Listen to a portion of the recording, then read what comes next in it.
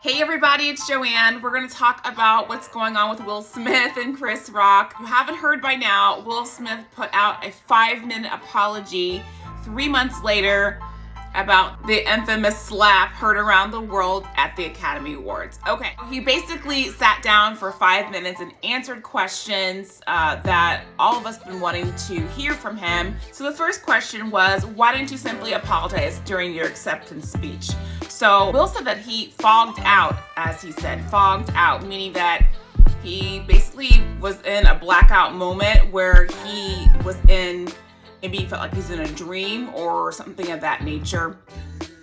And that, I guess at that time, he just wasn't thinking, like he owed an apology. I mean, we all saw that. He did say that he reached out to Chris to apologize. He didn't say when, though. He said that Chris was not really, he's not ready to hear it, not ready to talk to Will just yet, but that he will reach out when he is ready. So, I mean, that makes sense.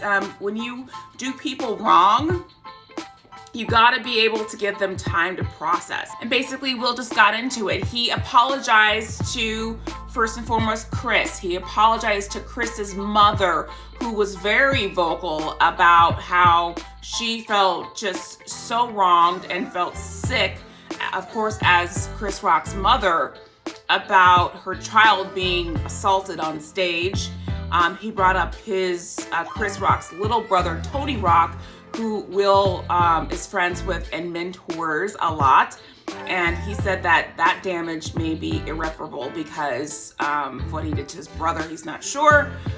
He apologized to the fans, and we'll get to that in a second, but he did apologize to also the Academy members. Of course, he apologized to Questlove. Let's not forget that Questlove was receiving his first Academy Award. This is a big deal, as it would be for even your second or third, but this is his very first, and he won. And for that moment to be taken away, Will reference the fact that he saw in his eyes, and I think we all saw the kind of sadness in his eyes of the moment being kind of taken away. And of course, he probably felt for his friend, Will Smith. So a lot of emotion going on there. And then he went on to say, and to make very clear, that there is no part of me, he says, that thinks that that was the right way to handle or behave in that moment. So good to hear that, because getting into the fans, a lot of people look up to Will Smith. Young folks look up to Will Smith that are very impressionable, and older folks. I was taken aback, just like a lot of people were, about how he behaved. So that was one of the other questions, was what would you say to the fans? And he said that disappointing people is one of his central traumas, that he hates to disappoint people, and that really affects him very deeply. I have to say, in listening to him and kind of some of his final thoughts, he said he was deeply remorseful, and I believe him. He said that he is trying to be remorseful without being completely